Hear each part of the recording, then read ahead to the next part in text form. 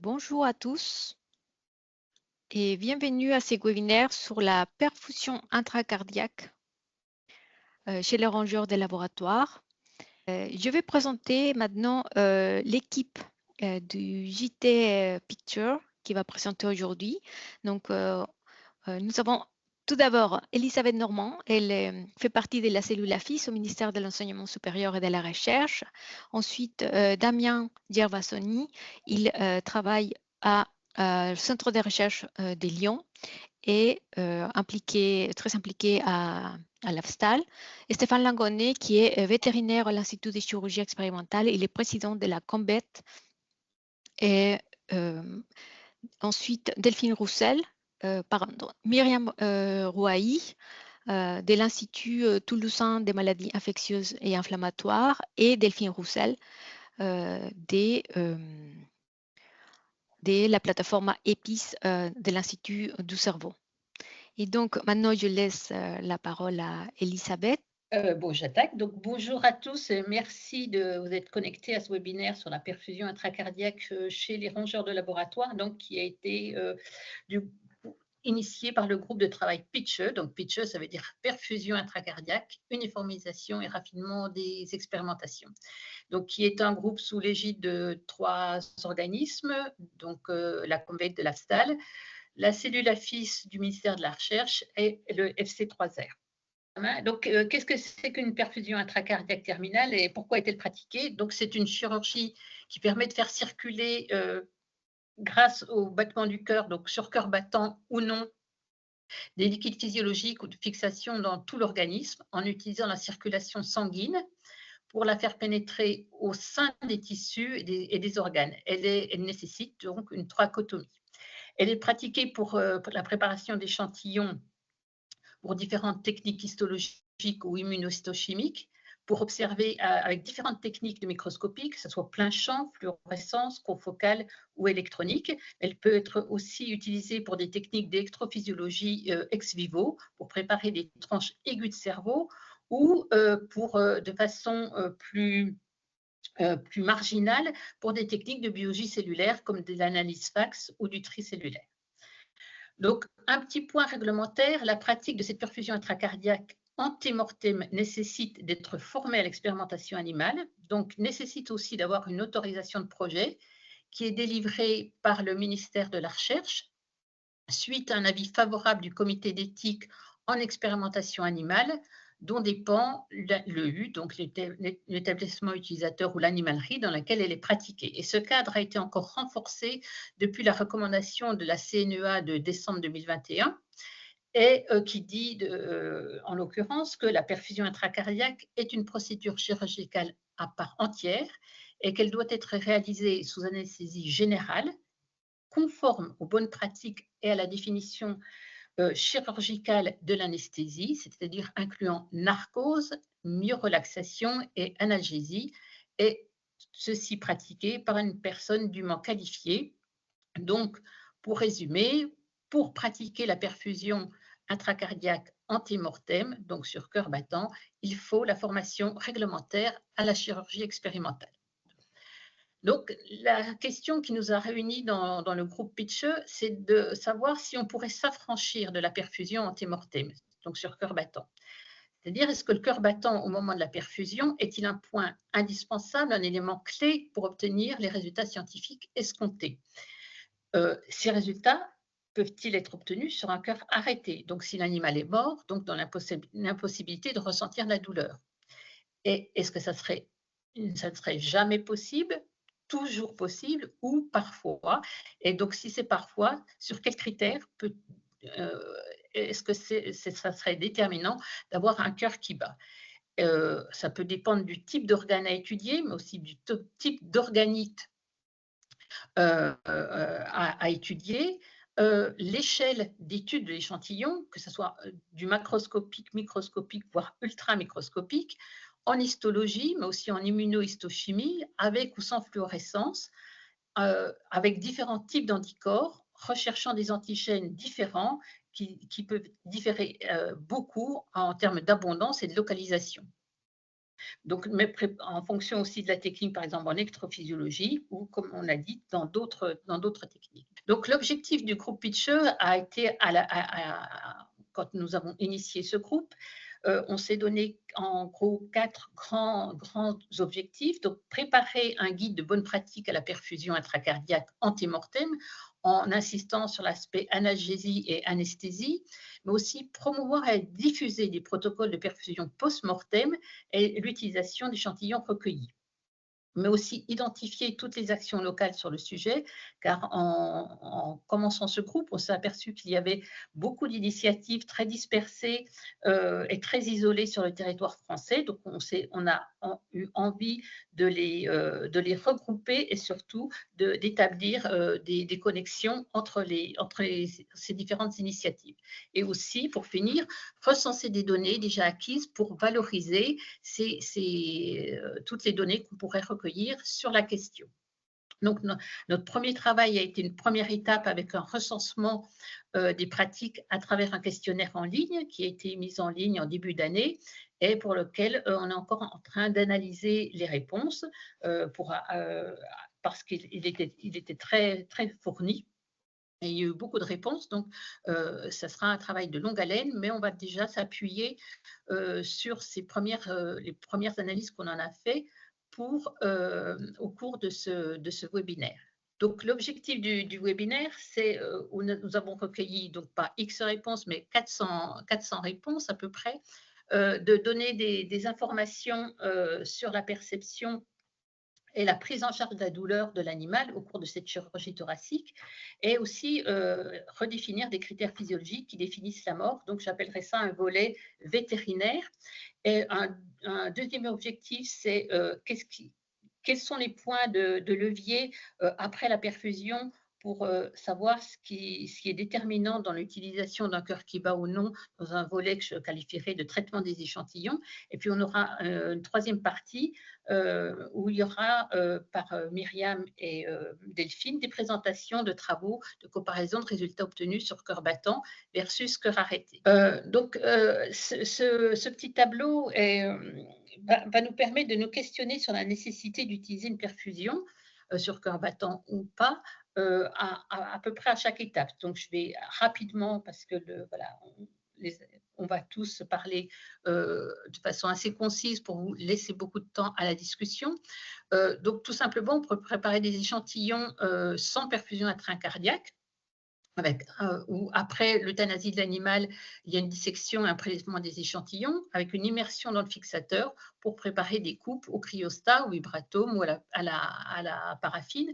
Et ceci est tout à fait faisable sur des échantillons de petite taille avec la limitation d'un possible effet de bord avec un gradient de fixation. Mais rappelons quand même que tous les prélèvements de pathologie, d'anapathe, sont faits sur des échantillons par immersion et qui sont tout à fait analysables et où on peut poser des résultats et des diagnostics.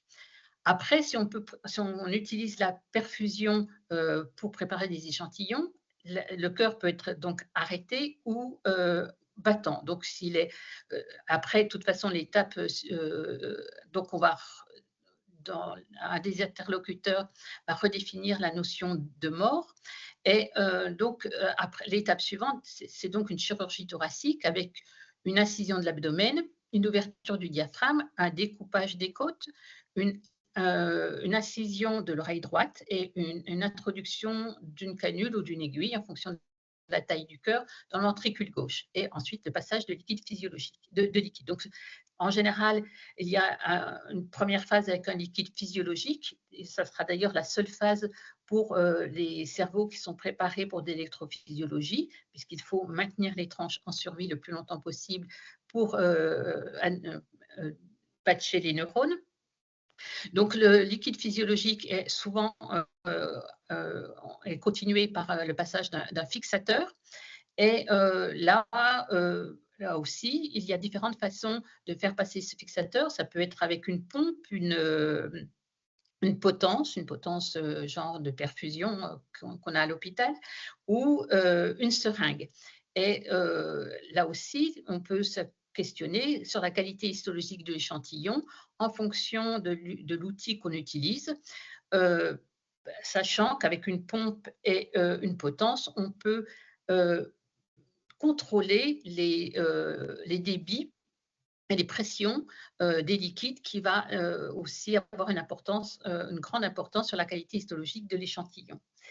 Autre point très important, on peut utiliser de l'héparine, qui est un anticoagulant, pour éliminer les hématies, parce que les hématies posent un vrai problème dans beaucoup de techniques ultérieures. Donc, cette héparine peut être injectée à l'animal, ce qui est quand même un geste expérimental en plus, mais elle peut tout à fait être ajoutée au liquide physiologique, au PBS ou un tampon phosphate, pour pouvoir éliminer ces hématies dans tout l'organisme. Donc, il peut y avoir après une étape de post-fixation avec immersion ou pas, et pour pouvoir ensuite préparer des coupes, comme on l'a vu. Et ça va permettre de faire différentes techniques. Donc, une histologie assez classique, une histologie avec des colorants vitaux, ou de l'immunohistochimie avec, par exemple, à la DAB. Et comme je vous disais tout à l'heure, la présence d'hématies va être problématique, puisque la DAB utilise la présence de peroxydase, et que dans les hématies, il y a énormément de peroxydase et qui peut donc brouiller le signal obtenu. En immunofluorescence, là aussi, la présence d'hématies va poser un problème, puisque elles vont créer beaucoup de bruit de fond qui va parasiter le signal. Donc, pour améliorer la qualité du signal, on peut peut-être jouer aussi sur la présence ou non d'hématies, donc avec l'utilisation ou non d'héparine. Et donc, on peut bien sûr après les regarder en épifluorescence ou en microscopie confocale. Et le niveau le plus fin d'observation va être donc en microscopie électronique. On va aller regarder à l'intérieur des cellules, où là, peut-être, le délai entre la perfusion et la mort peut être important pour la bonne conservation des organites à travers la microscopie. Donc, voilà, c'est vraiment juste un petit tableau pour vous dire qu'il y a peut-être des leviers sur lesquels on peut tous réfléchir sur est-ce qu'on peut s'affranchir ou pas du cœur battant. Par exemple, très clairement, on a vu que dans les questions, dans les réponses qu'on a eues au questionnaire, beaucoup de perfusions étaient faites dans le cadre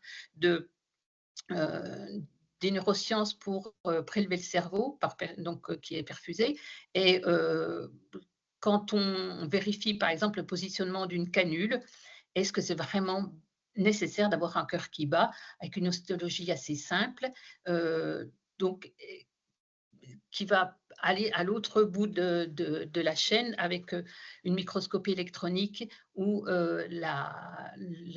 les organites peuvent être très vite détériorés en cas de perfusion un peu tardive. Donc voilà, c'est au fil de cette discussion, on essaie de vous sensibiliser à tous les aspects de la technique qui pourront peut-être un jour vous affranchir d'un cœur qui bat. Donc maintenant, je passe la parole à Damien pour la suite, le côté vétérinaire, je dirais. Merci beaucoup. Bonjour à tous. Je vais vous restituer dans les très grandes lignes les résultats de l'enquête qui a été menée par le groupe de travail au moyen du questionnaire en ligne, qui a été donc mis à disposition entre mi-décembre et mi-février 2024. Cette enquête donc avait pour objet de recenser les pratiques, cerner un petit peu leur contexte et les modalités de réalisation. Est-ce que ça défile? Donc, pour aller droit au but, je vais m'intéresser seulement aux grandes lignes, hein, des réponses que nous avons obtenues. En gros, 413 réponses complètes, et je remercie l'ensemble des personnes qui ont bien voulu répondre à ce questionnaire qui était parfois extrêmement détaillé. Beaucoup d'entre vous ont fourni des réponses particulièrement instructives et très explicites qui vont donc contribuer à, à mieux cerner le contexte dans lequel vous pratiquez ces perfusions intracardiaques. Parmi ces réponses, 322 ont déclaré une pratique de la perfusion intracardiaque, donc c'est la très grande majorité de l'échantillon, et 90 des répondants ont accepté d'être recontactés par les groupes de travail, ce qui est particulièrement prometteur puisque ben voilà, on va continuer le dépouillement et on ne manquera pas de reprendre contact avec ceux d'entre vous qui ont accepté d'être contactés.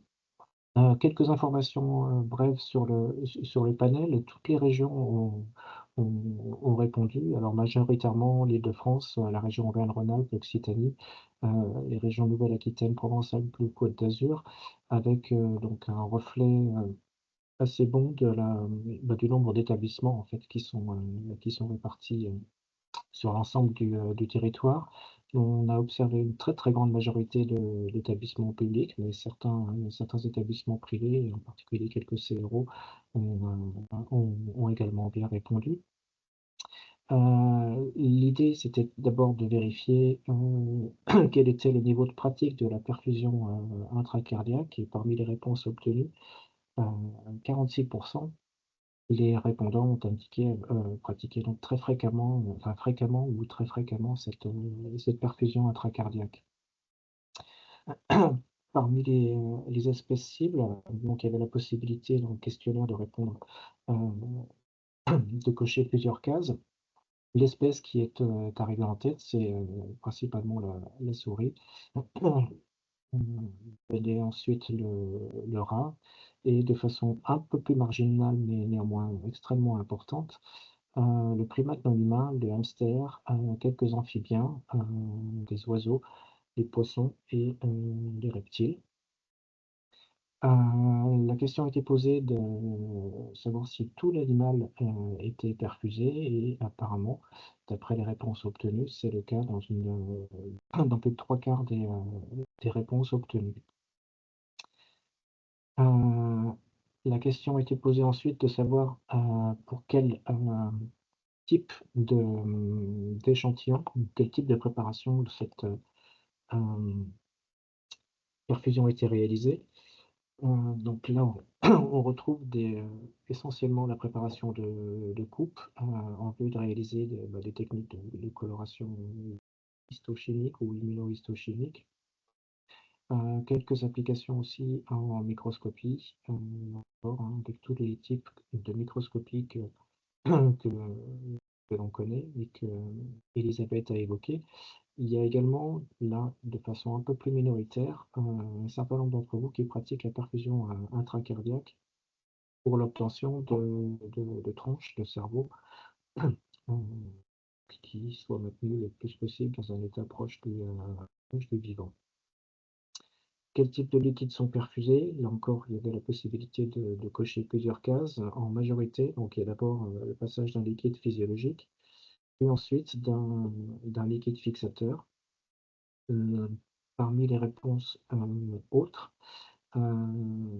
certains ont évoqué donc la perfusion de tampons, d'eau distillée, d'agents de contraste ou alors de PBS, qui est un tampon, un liquide tampon bien connu. Parmi les organes prélevés à l'issue de la perfusion, il y a encore plusieurs réponses possibles, est arrivé en tête le cerveau. En second, le foie, de façon un peu plus réduite, le rein, la rate, les intestins, les poumons. Dans la case autres, on a retrouvé des prélèvements de moelle épinière, des prélèvements de vaisseaux, aussi bien des vaisseaux sanguins que des vaisseaux de l'appareil lymphatique, des ganglions, des muscles, du tissu adipeux, blanc et brun. Également quelques prélèvements d'organes reproducteurs, des gonades, aussi des yeux ou des oreilles.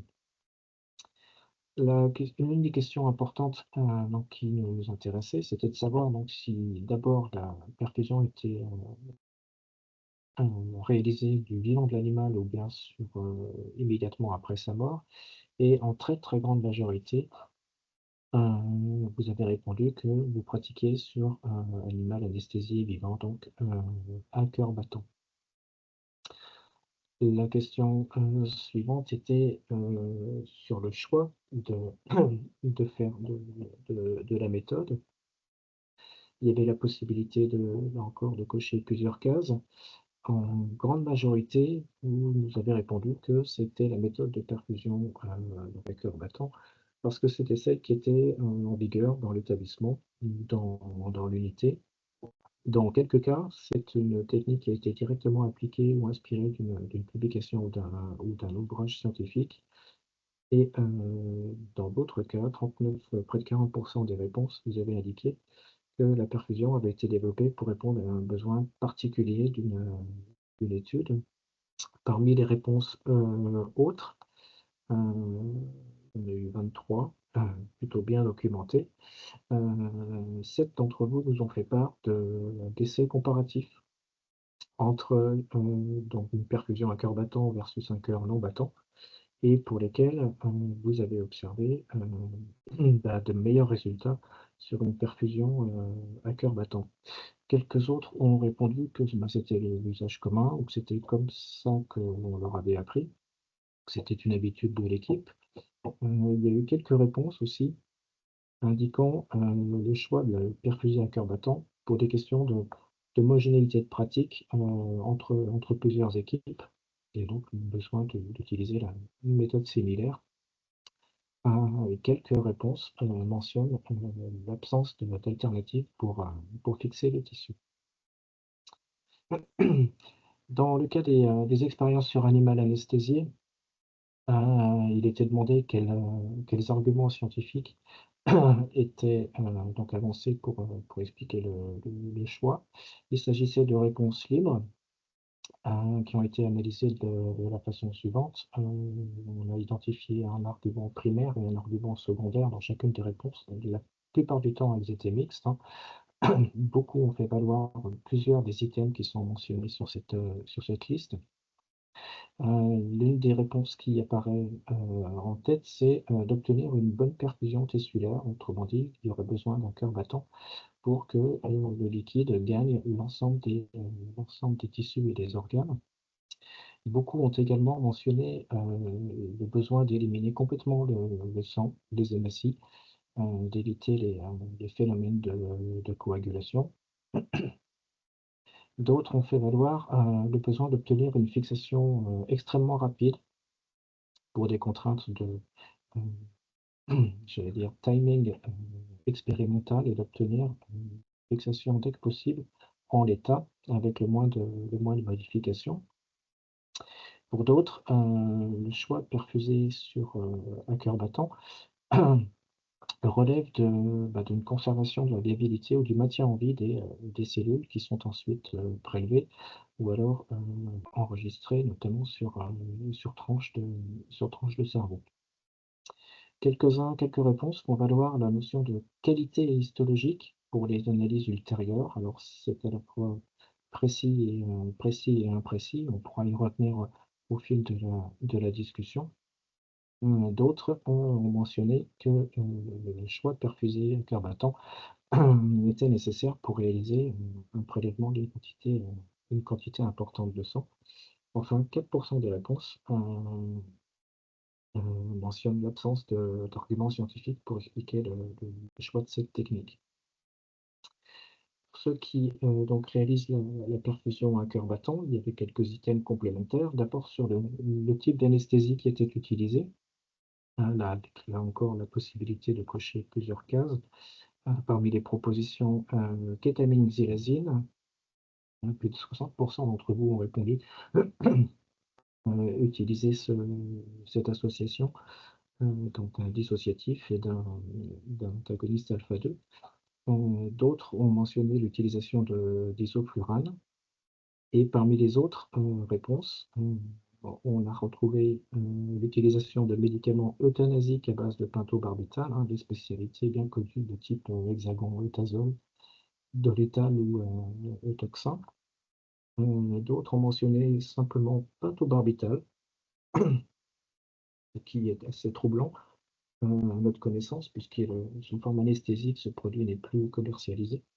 Il existe seulement sous forme de médicaments à visée euthanasique. Parmi les autres produits mentionnés, il y a l'association thyrétamine zolazépam, plus connue sous le nom de Zolithil, qui est utilisée seul ou additionné d'un autre médicament. Ont été également mentionné l'utilisation de thiopental, la cryoanesthésie, on pourra y revenir également dans la discussion, l'altaxalone, l'urétal, et alors de façon extrêmement marginale, mais là encore assez troublante, l'utilisation d'alcool ou d'éther. Il y avait une question qui portait plus spécifiquement sur l'utilisation dentalgique, avec là encore plusieurs propositions. Et les résultats montrent que dans près de un quart des cas, 24,2%, certains d'entre vous utilisent une substance dite morphinique et une substance apparentée type opioïde, fentanyl, sulfentanyl. De façon un peu plus réduite, certains d'entre vous utilisent de l'anesthésique locale, type lidocaïne ou bupivacaïne. Enfin, certains d'entre vous ont également indiqué utiliser des anti-inflammatoires de type non stéroïdien. Et enfin, près de la moitié ont coché la case aucun. Voilà pour ce qui est de la perfusion à cœur battant. Certains d'entre vous avaient indiqué d'emblée dans le questionnaire pratiquer la perfusion intracardiaque post-mortem. Là encore, il était demandé de renseigner le type de molécule utilisée pour induire la mort de l'animal. Donc là, on retrouve les médicaments de type tazol, toxin, etc., donc à base de pentobarbital. On a retrouvé également dans près du tiers des réponses l'utilisation de kétamine xylazine en surdose. Et parmi les réponses libres, on a vu l'utilisation d'euthanasie au CO2, l'utilisation de méthodes physiques de type dislocation cervicale, décapitation, ou médicamenteuses avec des associations de kétamine et d'étomiline, par exemple, ou d'isoflurane. Une question portait sur le critère qui était utilisé pour considérer que l'animal était mort, donc avant la réalisation de la perfusion. Dans près de 21% des cas, vous avez coché l'arrêt cardio-respiratoire. Et parmi les autres techniques, les autres réponses, on en a eu 14, qui pour la plupart mentionnent l'absence de réflexe, l'absence de retrait au pincement d'une patte ou de la queue, l'absence de réflexe palpébral ou encore la constatation d'une dislocation cervicale. Donc, en termes de synthèse, encore une fois, on aura l'occasion de revenir sur d'autres résultats de l'enquête, mais très majoritairement, on a pu constater au travers de cette première enquête que les perfusions intracardiaques sont réalisées donc, majoritairement sur les animaux anesthésiés vivants. C'est dans la plupart des cas en vue de prélever des organes d'intérêt et en majorité le cerveau. Et les perfusats sont principalement des liquides physiologiques et des produits fixateurs. Ce qui est intéressant aussi, et ce que l'enquête révèle, c'est qu'un antalgique de type morphinique est utilisé dans moins du quart des perfusions intracardiaques. Alors, ça nous a bien sûr inspiré pas mal de réflexions. Comme l'a rappelé Elisabeth, vous savez que lorsqu'elle est réalisée à cœur battant, la perfusion intracardiaque terminale, c'est considéré comme une intervention chirurgicale qui implique l'ouverture d'une grande cavité et toute la nociception associée.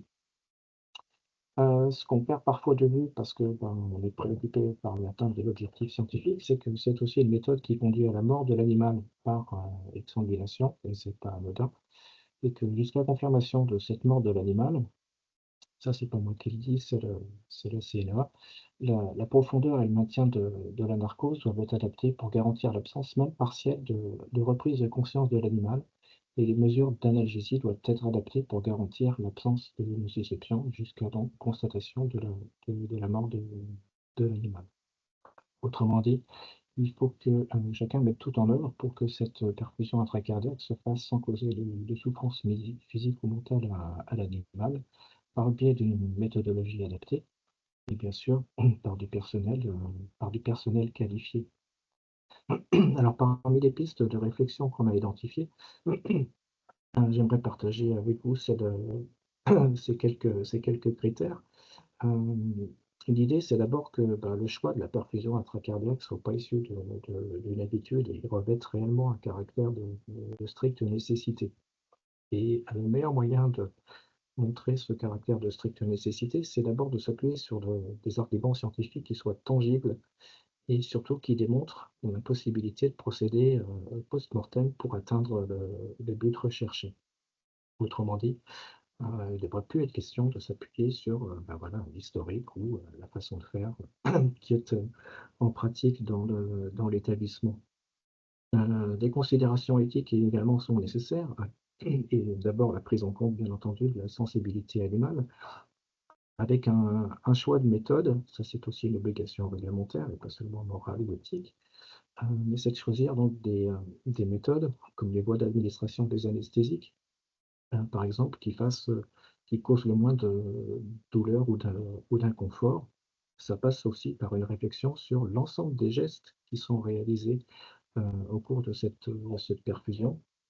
On pense bien sûr aux incisions, aux ponctions, mais de façon un peu plus anecdotique, il est important aussi de veiller à la façon dont l'animal est positionné, dont il est immobilisé sur la table sur laquelle vous opérez, en faisant attention notamment au déplacement des viscères ou à la façon dont les membres sont tenus écartés.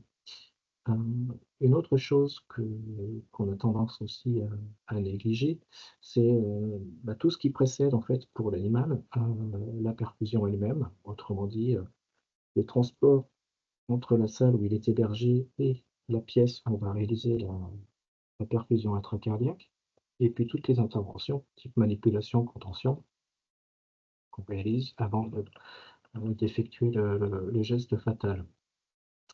Autre élément de réflexion sur lequel il peut toujours être pertinent de se pencher, c'est l'impact de la mort de l'individu sur les autres animaux de son groupe. Alors très souvent, on procède par batch, avec une série d'animaux, donc les choses vont aller relativement vite, mais pour certaines espèces, ça n'est pas le cas.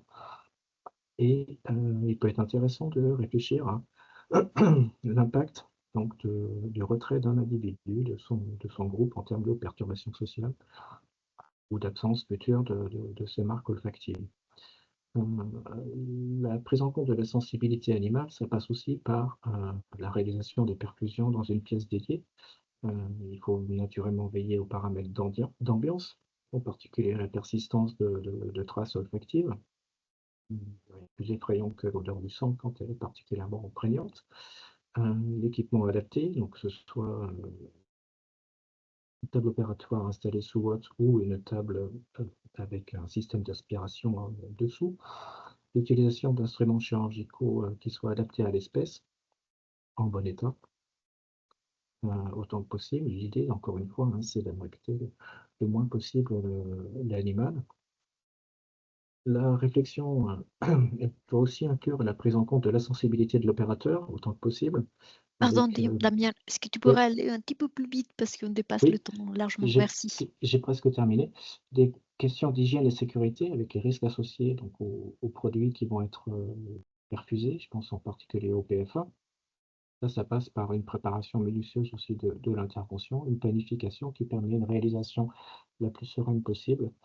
Enfin, il y a aussi, j'allais dire, les aspects beaucoup plus scientifiques, puisque la perfusion, idéalement, doit permettre d'atteindre l'objectif scientifique visé. C'est ce c'est ce qu'on cherche tous. Autrement dit, considérer en particulier le temps qui s'écoule entre l'induction de l'anesthésie et le prélèvement proprement dit, la compatibilité des médicaments qui sont employés avec l'objectif. Certains d'entre vous connaissent les interactions de certains composés type isoflurane ou barbiturique avec des différentes chaînes métaboliques. Enfin, le prélèvement doit être exploitable pour obtenir des informations rechercher avec le minimum de biais. Voilà, j'en ai terminé et je vais essayer de passer la parole à Stéphane Langonnet qui va vous parler plus spécifiquement des aspects d'anesthésie et d'analgésie. Et je vous dis à tout à l'heure pour la discussion.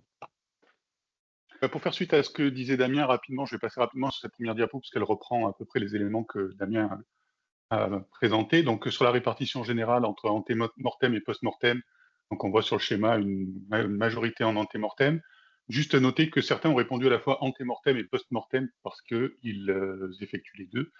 Voilà. Donc après, sur la partie spécifiquement vétérinaire, nous, on s'est concentré sur les gens qui faisaient de l'antémortem et on a regardé plus en détail ce qui se passait en termes d'anesthésie et d'analgésie. Donc Damien a aussi présenté cette diapo, enfin ces données-là, sur le fait qu'il y a une large majorité de gens qui utilisent la kétamine et un bon quart de personnes qui utilisent de l'isoflurane. Comme l'a dit Damien aussi, il y a quand même une partie non négligeable des gens qui utilisent du pentobarbital, ce qui est effectivement surprenant puisque les seules spécialités actuellement disponibles en France de pentobarbital sont des spécialités à destination euthanasique et qui ne peuvent pas être utilisées pour réaliser de l'anesthésie. Donc on ne peut pas, réglementairement en France, anesthésier des animaux au pentobarbital. Donc c'était une première réponse un peu surprenante. Et sur la petite tranche jaune qui reste sur les autres, Damien l'avait dit aussi, uréthane, domitor, cryoanesthésie, des réponses assez variées. Si on se concentre maintenant, anesthésie par anesthésie, sur l'analgésie qui est utilisée, les gens qui utilisent de la kétamine xylazine, on voit qu'il y a presque une majorité de personnes qui déclarent n'utiliser aucune analgésie. Alors certains justifient cela par le fait qu'on a une valence analgésique de la xylazine et éventuellement de la kétamine, mais qui en aucun cas ne va être suffisante pour couvrir la douleur générée par le geste qui est fait. On a une petite majorité de gens qui utilisent aussi des AINS. Alors là, pour le coup, c'est absolument inutile dans ce cas-là, puisque quand on utilise des AINS dans le cadre de la chirurgie, c'est surtout à visée post-opératoire. Là, on est dans un geste terminal. L'AINS, au moment de réaliser le geste, il n'aura aucun effet. Donc la bonne nouvelle, c'est quand même qu'on a un gros tiers des gens qui utilisent des morphiniques, un petit quart des gens qui utilisent de l'anesthésie locale. Par contre, si on se met dans le cas des bons pratiques, on y reviendra plus tard, mais ce qui serait pertinent de faire, c'est une analgésie multimodale qui combine à la fois morphinique et anesthésie locale. Et sur les 157 personnes qui utilisent de la kétamine xylazine, on n'a que 4 personnes qui déclarent utiliser combinaison morphinique anesthésique locale. Si on analyse maintenant la partie des gens qui utilisent de l'isoflurane, alors là, on voit qu'on a un gros tiers de gens qui ne déclarent utiliser aucun analgésique. Et là, ça pose vraiment problème parce que je vous le rappelle, l'isoflurane est un anesthésique qui n'a aucune valence analgésique.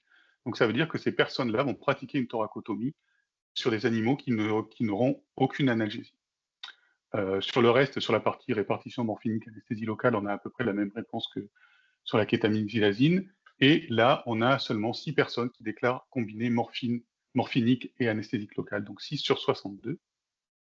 Et si on analyse maintenant les réponses sur les autres anesthésies, donc qui sont essentiellement de l'anesthésie au pentobarbital, on a ici aussi presque une majorité de gens qui déclarent utiliser aucun analgésique. Ici aussi, le pentobarbital n'a aucune valence analgésique. Donc ces gens-là pratiquent aussi une thoracotomie sans aucune analgésie sur l'animal. Là aussi, on voit que là, il y a une part un peu plus grande de personnes qui utilisent un INS aussi. Donc si on cumule l'INS qui au final n'est pas efficace et les gens qui ne font rien, on a quand même une grosse majorité de gens qui ne prennent pas en compte la douleur dans ces gestes. Si on regarde globalement sur toutes les anesthésies, on a seulement 2% des cas de gens qui déclarent utiliser une combinaison morphinique et anesthésique locale dans le cadre de la perfusion terminale antémortem.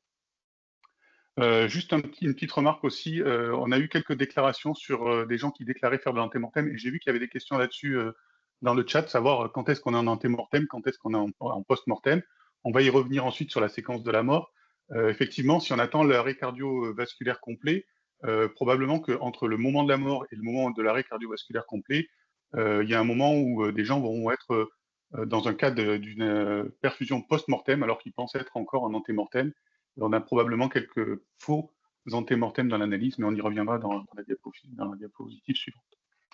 Maintenant, si on regarde au niveau des morphiniques qui sont utilisés dans ces différents cas, une large majorité des gens utilisent la buprénorphine, qui, je vous le rappelle, est un morphinique de grade 2 et qui n'est pas complètement adapté dans la prise en charge des douleurs intenses. Là, typiquement, une thoracotomie, c'est une douleur intense et il faudrait utiliser un morphinique de grade 1 pour couvrir correctement l'anesthésie, la douleur. Pardon. Et au niveau de l'anesthésie locale, une large majorité des gens qui déclarent utiliser l'anesthésie locale utilisent de la lidocaïne en splash block. Donc, suite à ces constats, le rôle de la Comvet dans le groupe de travail GT Picture, c'est d'essayer d'établir des bonnes pratiques. Alors, des bonnes pratiques dans le cas où on va faire une perfusion antémortem. Alors, si on se place dans ce cas, eh ben, il faut encore rappeler une fois que une perfusion antémortem, elle va se faire suite à une thoracotomie. Une thoracotomie, c'est une chirurgie lourde, nécessitant une prise en charge de la douleur adaptée. Et comme l'a rappelé Damien, on a maintenant 2 recommandations de la CNEA, une spécifique à la perfusion terminale et une plus générale sur les gestes sans réveil, qui nous dit que, eh bien, on doit prendre en charge cette douleur quand on est dans le cadre d'une chirurgie. Et donc, quand on est dans le cadre d'une chirurgie lourde, les recommandations vétérinaires et enfin, même au-delà, si on veut se placer dans la médecine humaine, ce qui devrait être fait, c'est une analgésie multimodale impliquant l'usage d'un morphinique fort, la réalisation de blocs locaux et potentiellement l'usage d'un alpha-2 agoniste type xylazine. Mais en tout cas, on doit combiner au moins 2 de ces choses-là pour pouvoir prendre en charge la douleur correctement dans le cadre de ce geste. La deuxième chose qui a été également pas mal évoquée depuis le début de ce webinaire, c'est d'envisager un passage en post-mortem à chaque fois que cela est possible. Alors, envisager un passage en post-mortem, ça a quand même pas mal d'avantages, pardon. C'est un raffinement des procédures, c'est une tranquillité du personnel, parce que là aussi, dans le questionnaire, on voit que on a quand même pas mal de répondants qui disent que faire une perfusion antémortem sur une perfusion antémortem, c'est quand même pas quelque chose d'anodin, et quand on passe en post-mortem, on n'a plus ces états d'âme à se poser. On n'a pas besoin de faire la formation de la chirurgie, parce qu'on est bien conscient aussi que la recommandation de la CNEA va amener tout un tas de personnes à devoir se former à la chirurgie, alors que c'est des personnes qui vont finalement faire uniquement de la perfusion terminale et qui ne feront jamais vraiment de chirurgie. Et d'autre part, cette formation à la chirurgie, c'est uniquement une initiation à la chirurgie, et en aucun cas on peut considérer en sortant de cette formation, on est apte à pratiquer la chirurgie et à mettre en place des protocoles d'analgésie adaptés à de la chirurgie. Donc, si on veut passer sur le post-mortem, le point critique, comme je l'ai dit précédemment, c'est de pouvoir détecter la mort le plus précocement possible pour être dans les meilleures conditions de réalisation du geste. Effectivement, le facteur temps, on l'a vu, c'est un facteur déterminant et crucial pour la qualité des tissus. Et si on attend trop après la mort, si effectivement on attend de ne plus avoir de battement de cœur résiduel, qui peut prendre plusieurs minutes, eh bien, on peut comprendre que la qualité des tissus va être affectée. Donc, une des missions que s'est donnée la Comvet dans le cadre de ce sous-programme de Picture, c'est de pouvoir détecter la mort précocement. Donc, c'est des travaux qui sont en cours, et l'objectif, c'est de pouvoir publier des recommandations. Ces recommandations, elles porteront sur les méthodes d'euthanasie recommandées avant de pouvoir pratiquer la perfusion. Donc, ces méthodes d'euthanasie, elles impliquent une sédation obligatoire, et ce qui semble être le plus efficace et le plus rapide pour obtenir la mort et pour ne pas perdre de temps sur la qualité des tissus, c'est l'injection de pentobarbital, type eutazole, hein, les euthanasiants. Voilà, je vous renvoie, j'ai mis en bas le lien vers la RCP de l'eutazole, hein, qui déjà dans la RCP dit qu'une sédation est obligatoire avant la mise à mort pour injection intrapéritonéale de pentobarbital. La deuxième chose, c'est de pouvoir décrire précisément les séquences de modifications physiologiques qui vont se produire suite à l'injection de tazole et jusqu'à la mort et au-delà, pour pouvoir savoir quand est-ce qu'on est en antémortem et quand est-ce qu'on est en post-mortem, de manière assez claire. Donc on a de la chance parce qu'il y a des travaux qui ont été faits par plusieurs équipes qui portent là-dessus, et on constate qu'on a une séquence qui va se dérouler de la manière suivante. On a une immobilisation dans un premier temps de l'animal. On va ensuite avoir un électroencéphalogramme isoélectrique, donc un électroencéphalogramme plat, ce qui, pour rappel, est la définition en médecine humaine de la mort. C'est l'obtention d'un électroencéphalogramme isoélectrique de manière irréversible. Et peu de temps après l'apparition de cet électroencéphalogramme plat, on note l'arrêt respiratoire qui est assez consécutif, entre moins d'une minute après l'apparition de la mort. Donc. En revanche, l'arrêt cardiaque arrive toujours après l'arrêt respiratoire, et de manière assez prolongée après. On a un temps qui est toujours supérieur à 250 secondes entre l'arrêt respiratoire et l'arrêt cardiaque. Et donc là, on voit que sur ce temps-là, on peut essayer de gagner du temps pour conserver, avoir une meilleure qualité des tissus. Et donc, le travail maintenant de la Convet, ça va être de pouvoir émettre des recommandations sur les méthodes de détection de cet arrêt respiratoire, puisque si on arrive à détecter cet arrêt respiratoire, on sera dans un cadre de détection très précoce de la mort.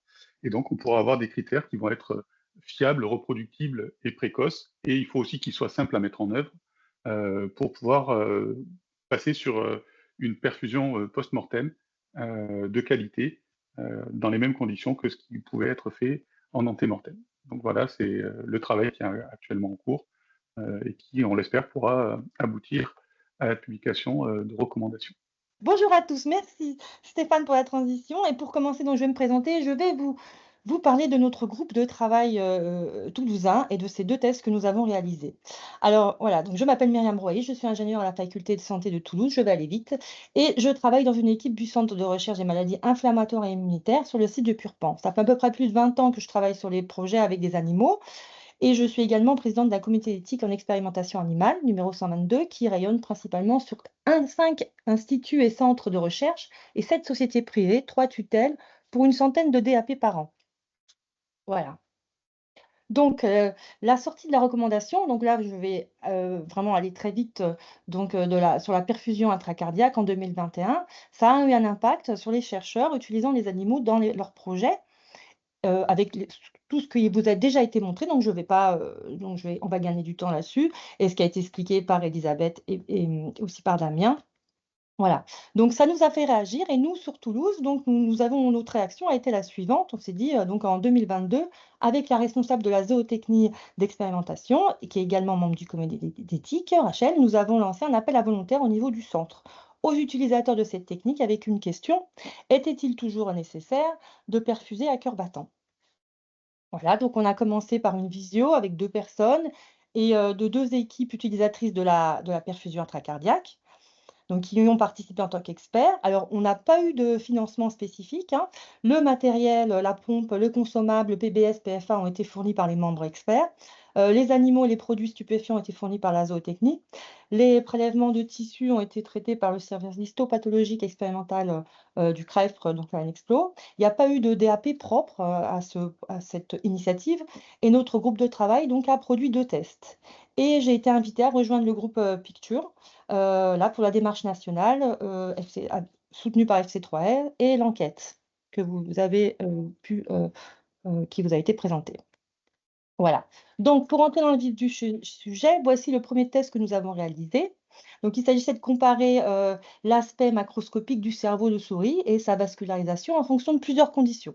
Donc, nous nous sommes arrêtés sur 6 conditions et nous disposions donc de souris adultes wild type. Donc, les animaux sont endormis profondément ou euthanasiés en fonction des conditions, donc par injection intrapéritonéale, quand c'est des produits injectés. Donc, la condition cœur battant est réalisée avec un mélange de kétamine xylazine en surdosage, les conditions classiquement utilisées dans les équipes. Pour la condition cœur non battant, nous avons choisi 2 voies d'euthanasie, donc une méthode chimique avec le tazol et une méthode gazeuse là, avec le CO2. Voilà. Donc, je fais une remarque, effectivement, rétrospectivement, nous aurions dû avoir une approche d'analgésie associée, et bien entendu. La condition sans perfusion, là, et la première condition du tableau, va nous permettre d'avoir un cerveau de référence. Et nous avons aussi inclus l'héparine, qu'on sait qui peut aider à une meilleure perfusion sur cœur non battant. L'ajout d'héparine a été testé dans les 2 conditions euthanasiantes. L'héparine joue un rôle de nettoyage, donc de fluidifiant, pardon. Et donc, nous avons donc une condition eutazol plus héparine et CO2 plus héparine. Voilà. Donc, voici, vous avez ici une explication. Donc, alors, je vais revenir, passer très brièvement là-dessus parce que ça a été bien détaillé. Donc, après l'absence de stimuli, donc la douleur de pincement, donc le thorax est ouvert pour dégager le cœur. Une canule est introduite dans le ventricule gauche pour permettre le passage du liquide de rinçage, le PBS. Voilà, donc avec une incision donc à l'oreillette droite. Ensuite, on démarre la pompe. Un eau débit ici donc à 10 ml minute. Les solutions et le débit sont ceux utilisés classiquement dans les procédures opératoires des experts du groupe. J'insiste sur le fait que ce sont des personnes qui ont fait et qui font ces gestes couramment. Voilà, donc ils ont le niveau de formation et d'expertise reconnu dans le centre. Voilà, donc vous avez ici une photo à droite du montage. Là, vous avez la souris qui est donc posée sur un bac permettant de récupérer ensuite le liquide de rinçage. Donc ça, c'est pour vous montrer voilà, les conditions réelles expérimentales. Et ensuite, donc voici, ah, alors là, il y a la petite, voilà, ça qui gêne.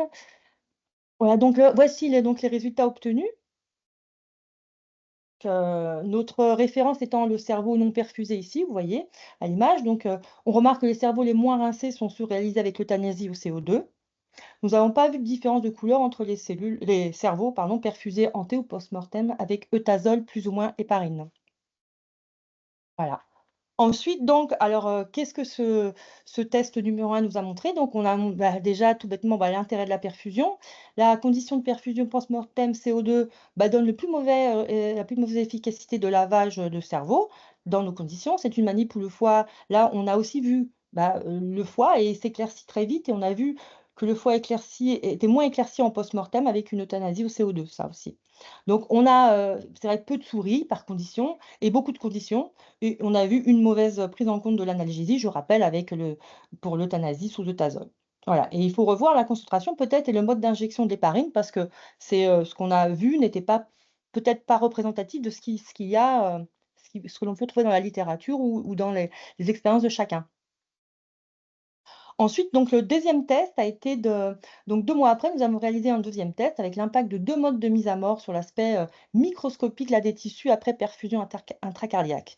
Donc sur cœur battant, non battant, avec 2 expérimentatrices qui faisaient chacune une technique classiquement utilisée, c'est-à-dire soit uniquement la PFA dans leur protocole, soit un lavage PBS plus PFA.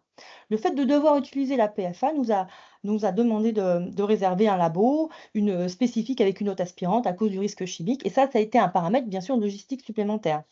Donc, à la fin de la perfusion, les organes ont été récupérés et incubés 24 heures avec la PFA à 4%, envoyés sur le plateau d'histologie de Purpan, CREF, et la préparation, les coupes et la coloration ont été faites par le plateau d'histologie et l'analyse par le professeur Nathalie Bourget de l'école vétérinaire de Toulouse.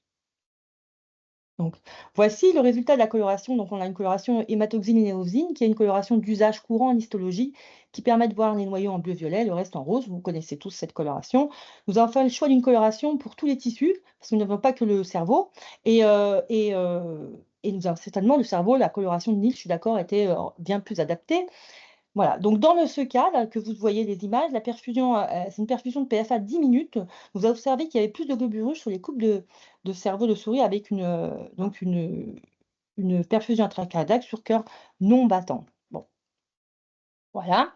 Donc ensuite, avec le deuxième mode de perfusion, donc 10 ml minutes de PBS plus le PFA, nous avons observé qu'il y avait plus de globules rouges sur les coupes de cerveau de souris avec une perfusion intracardiaque sur cœur non battant. Donc il n'a pas été observé de différence dans les 2 conditions, vis-à-vis de la présence de ces structures, de stress, d'hypoxie d'arc neurone.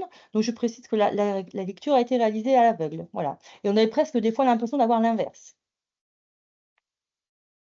Donc ensuite, on a regardé les autres tissus et là, je vais vous donner un exemple uniquement que le foie, mais c'était pareil pour le rein, on a regardé, le poumon.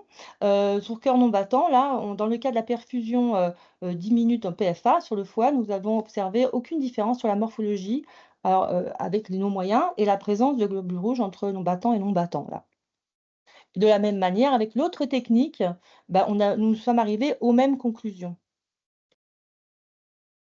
Donc là, le bilan de cette deuxième expérience, on a vu que on avait plus de globules visibles sur le cœur non battant, pas de différence sur la présence pour le cerveau d'un type de marqueur de stress dark neurone, pour les organes périphériques, on n'a pas de différence au niveau microscopique, pour le foie. Donc là, on a vraiment pas vu avec alors on n'avait peut-être pas non plus on va dire les tests peut-être, vraiment adaptés, mais là déjà, on ne voyait pas de différence.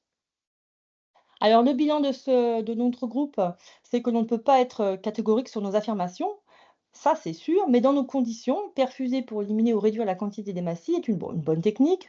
L'euthanasie au CO2, dans nos conditions, c'est pareil, je mets entre guillemets, ne semble pas adapté à une bonne perfusion. Et on observe plus de globules sur le cœur non battant, et aussi, mais aucune différence sur les critères du stress cellulaire, de l'hypoxie que nous avons choisi. Donc, pas de différence sur les organes périphériques.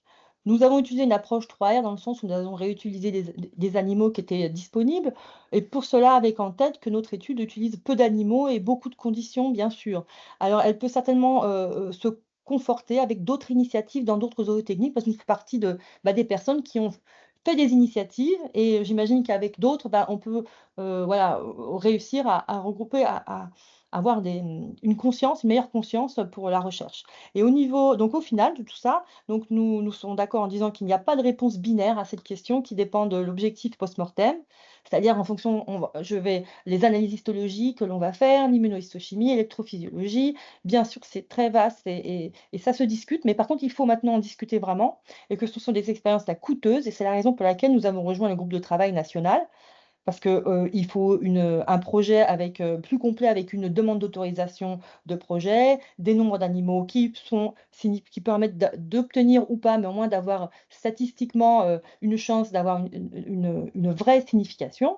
Donc on sait ce que ça veut dire maintenant, et la transition est toute faite pour la suite de ce séminaire que Delphine Roussel va vous présenter de l'ICM, sur justement, une bonne étude. Et avant de lui passer la parole, je voudrais profiter de remercier les membres du projet du groupe de travail de la perfusion intracardiaque de Toulouse, donc Rachel Balouza, Romain Gallard, qui sont du CREF Purpan, les mesdames Émilie Basso-Para, Elisabeth Lebon, Nisrine Balout, des membres de l'Infinité, Infinity, et les personnes, donc Samantha Melia, Timothée Durand Plavis du service d'histopathologie expérimentale, Madame Sophie Lafont, Madame Nathalie Bourget-Salveda, Madame le professeur Nathalie Bourget-Salveda pour l'expertise histologique. Le groupe Picture, F3R, et vous pour votre attention. Merci. Alors, bonjour à tous. Donc, moi, je suis Delphine, je travaille à l'Institut du cerveau, et je vais vous présenter une étude qu'on a initiée donc, juste au moment des recommandations du CNEA. Donc, ce travail repose sur l'impact de la méthode de perfusion intracardiaque sur des échantillons cérébraux de souris. Donc, je pense que là, on a déjà fait un bon résumé de ce qu'était la perfusion intracardiaque. Donc, je vais aller très vite sur le sujet qui nous a préoccupé, nous, à l'ICM. C'était d'évaluer vraiment cet impact de la perfusion sur la qualité de nos échantillons cérébraux, et de raffiner au mieux cette méthode chez des souris adultes. Donc, nous avons demandé une DAP et tout pour faire des conditions expérimentales différentes. Donc, d'abord en antémortem, donc avec une stratégie discutable, mais pour le coup validée, donc qui repose sur une perfusion faite sur animal anesthésié, qui pour la suite de la présentation sera noté BH pour Betting Heart. Et un deuxième groupe, là, post-mortem, où on va d'abord effectuer une sédation sous xylazine, attendre 10 minutes, puis une injection eutazole et une dissection faite dans les 5 minutes, une fois l'animal mort. Alors, on a voulu d'abord comprendre ce qui se passait pendant ces différentes phases, en suivant l'activité cardiaque et cérébrale pendant l'euthanasie de l'animal avec notre protocole.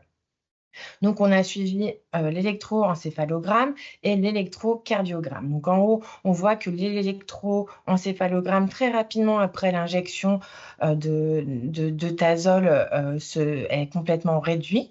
Si on s'en réfère à cette carte spectrale de l'EEG, on voit qu'il tombe dans le bleu profond assez rapidement, et tandis que simultanément, l'ECG se poursuit. Donc, on observe, là, si on va plus en détail, le battement par minute qui se réduit dû à l'action alpha-2 agoniste de la xylazine, ce qui est connu. Et donc, ensuite, après l'injection de l'eutazole, on voit une réduction du battement par minute qui est plus long que celui de l'EEG. Donc, si on va un peu plus dans le détail, ce qu'on observe, c'est qu'on va avoir une bradycardie assez rapidement, un rythme non sinusal et qui devient irrégulier au fur et à mesure. Et surtout, ce qu'on observe, c'est qu'on va pouvoir voir des activités fibrillaires résiduelles qui vont persister pendant plusieurs minutes, voire voire une demi-heure. Donc, si on se focalise un peu sur un cœur et si on regarde bien un cœur battant, ça bouge énormément. Et si là, on observe donc un cœur non battant, donc là, on voit quelques petites fibrillations ici au bord du cœur. Donc, nous, déjà, ce qu'on s'est dit, peut-être que lorsqu'on parle cœur battant, il n'est pas aussi battant que ça dans nos surdoses ou ce genre de situation. Donc, on a eu l'occasion de pouvoir suivre par EEG, en fait, des animaux qui avaient été implantés et on a observé le temps de perte du signal EEG. Donc, ce qu'on observe, c'est que pour le Tazol, avec le protocole que je vous ai donné tout à l'heure, on observe quand même qu'en moyenne, à 140 secondes, on n'a plus d'activité cérébrale enregistrable. Et si on utilise une surdose de xylazine kétamine, donc là, vraiment une dose létale, cette mort cérébrale va arriver beaucoup plus tardivement, en moyenne à 410 secondes. Donc, vraiment, la xylazine et le Tazol, pour nous, c'est vraiment la méthode qui permet un arrêt cérébral rapide, fiable et reproductible. Donc ensuite, qu'est-ce qu'on a fait? On a testé un peu comme nous a présenté Myriam tout à l'heure. Nous, on avait 6 animaux par lot, des perfusions faites sous pompe péristaltique en anté ou post-mortem, donc avec 2 groupes différents. Donc un groupe de tissu fixé, donc en histologie. Donc dans ce cas-là, avec une perfusion à 4 degrés de PBS et de PFA 4% à une vitesse de 4 à 5 ml par minute. Et pour la microscopie électronique, une perfusion un peu plus lente à 2 ml par minute de PBS et d'un mélange de PFA glutardéhyde. Maintenant, on a voulu être au plus proche de ce qu'on fait au laboratoire. On a voulu étudier aussi ce qu'il en était des échantillons issus de la perfusion intracardiaque en électrophysiologie en perfusant là du liquide céphalorachidien artificiel. Alors, comment on a étudié ces différents échantillons? On a aussi ajouté un groupe héparine pour les raisons que Myriam a évoquées tout à l'heure.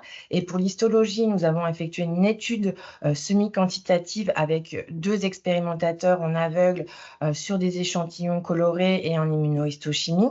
Pour la microscopie électronique, là, c'est un expérimentateur avec une étude plutôt qualitative. Et en électrophysiologie, nous avons étudié 2 zones du cerveau, l'hippocampe et le cortex somatosensoriel. Donc l'hippocampe en multi-électrode array qui consiste à déposer sur un tapis d'électrode une tranche de cerveau et de mesurer différents paramètres. Et le patch clamp, là, dans le côté cortex somatosensoriel, pour mesurer les caractéristiques membranaires. Donc, les résultats. Donc, en histologie, comme je vous disais, c'est une étude semi-quantitative, 2 expérimentateurs et différents critères qui ont été scorés. Donc, des scores de 0 à 3 pour la coloration générale, pour une étude des effets de bord, mais aussi différents critères cellulaires, comme la présence ou non de dark neurones, où en haut, vous voyez un score de 0 et en bas, un score de 3, donc avec les flèches rouges qui montrent ces dark neurones. Les les espaces périvasculaires qu'on observe ici aussi en bas comparé à en haut, et la vacuolisation qui peut être présente dans certains échantillons. Donc, on a scoré l'ensemble de ces paramètres et on les a additionnés. Et en gros, si un échantillon était mauvais, il atteindait 15. Nous avons donc eu la possibilité d'analyser donc 6 échantillons par groupe de soit non battant pour NBH ou BH pour battant, et avec de l'héparine ou non, et même nous avons même testé le PFA en poudre parce qu'il y a un autre paradoxe sur la PFA liquide versus poudre. Et donc, ce qu'on observe, d'abord chez le premier opérateur, qu'il n'y a pas de différence observable drastique entre les échantillons qui soient non battants et battants. Et si on regarde ce que l'opérateur 2 a trouvé, c'est exactement les mêmes tendances. Donc, il n'y a pas de différence notable entre les groupes sur des expérimentateurs à l'aveugle. Si ensuite on regarde un peu d'histochimie, donc là, c'est impossible de tout regarder, les différents types cellulaires, mais nous avons regardé des marquages assez classiques de cellules microgliales ou d'astrocytes avec l'IBA1 et le GFAP. donc avec des cellules qu'on arrive très bien à repérer, mais aussi des neurones glutamatergiques avec ce marquage avec lui qui est plus synaptique. Donc, nous, ce qu'on a observé, c'est qu'il n'y avait pas une qualité de l'immunohistochimie qui était changée par nos deux protocoles. Ensuite, si on va un peu plus dans les détails, donc avec la microscopie électronique, qui va permettre là d'aller voir des organites de manière beaucoup plus précise. Donc, on a visualisé plusieurs types de cellules, d'organites, etc. Donc, si on va à l'échelle du neurone, on observe à gauche des échantillons issus de cœurs non battants, à droite de cœurs battants, et on arrive très bien à visualiser un neurone et les organites qui le composent. Si on va ensuite, au niveau des synapses, qu'on arrive très bien, que ce soit d'un côté ou de l'autre, à visualiser les vésicules présynaptiques, les synapses qui sont un peu plus denses, ici les mitochondries, qu'on observe aussi ici. Et ici, et le réticulum endoplasmique, etc. Ensuite, si on va observer là ces fameux dark neurones qu'on évoquait, on les observe aussi bien sur des coupes de cœur de souris issues d'une perfusion cœur non battant ou battant, on les observe dans les deux cas. Ensuite, là, ce sont des cellules observées uniquement sur cœur non battant, et on arrive très bien à identifier les différents types cellulaires. Ici, par exemple, avec l'oligodendrocyte, on observe bien les couches de myéline, les noyaux, l'appareil de Golgi, le réticulum endoplasmique. Donc, que les échantillons proviennent de perfusion antémortem ou post-mortem, l'expérimentateur, qui est à l'aveugle, n'a pas vu de différence notable entre les échantillons.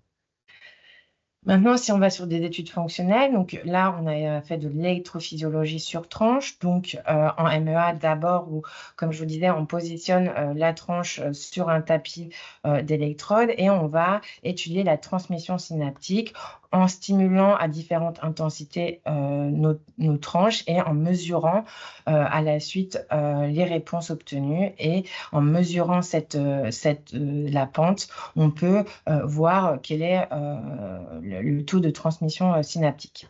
Et ici, est présent donc les résultats obtenus sur 4 à 3 souris et des 11 à 12 tranches. On ne voit pas de différence significative entre les groupes.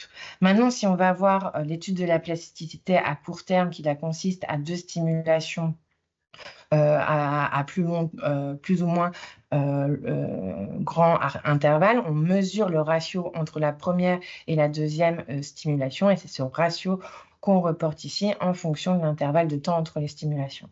Et pareil, là, ce qu'on voit, c'est qu'il n'y a pas de différence significative entre les deux groupes.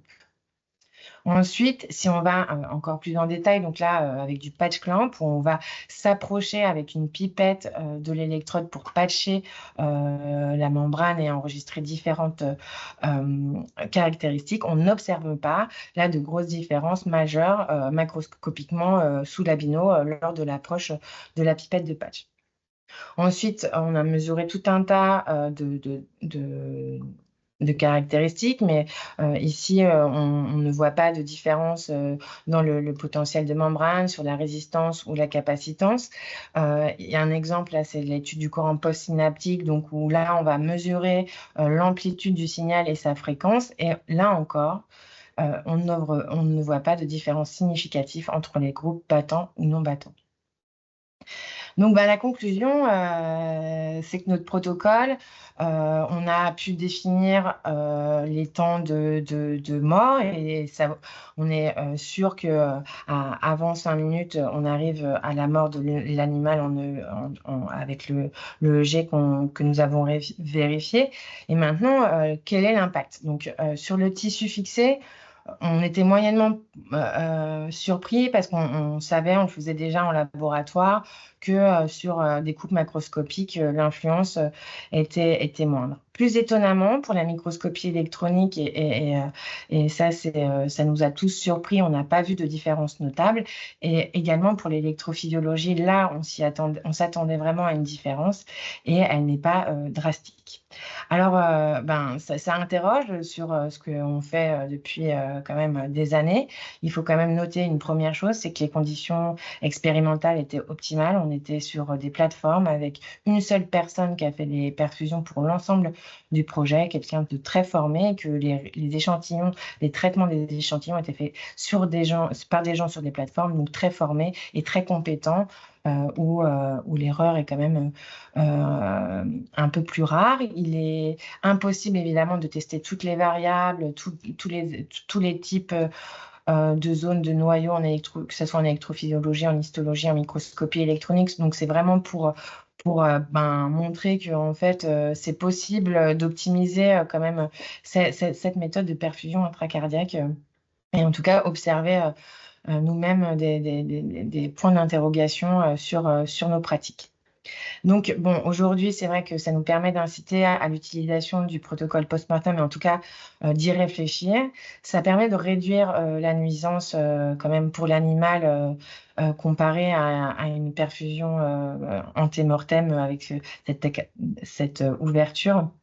Et ensuite, nous, ça améliore aussi les conditions de perfusion pour l'expérimentateur et on ne parle pas de la charge administrative derrière tout ça. Donc, ce projet, il a été initié avec la SBEA de l'Institut du cerveau, donc avec Bénédicte, Johanna Drosbeck a fait l'ensemble des perfusions et Nadège Charazin, la plateforme d'histologie avec Annie Prigent, Lev Stimmer et Sonita Ing, la plateforme d'imagerie avec Dominique Langui pour la microscopie électronique et la plateforme IFIS avec Karine Dahl et Charlotte Deleuze pour la partie MEA et Patch Clamp et moi-même pour la partie Vivo, EG, ECG.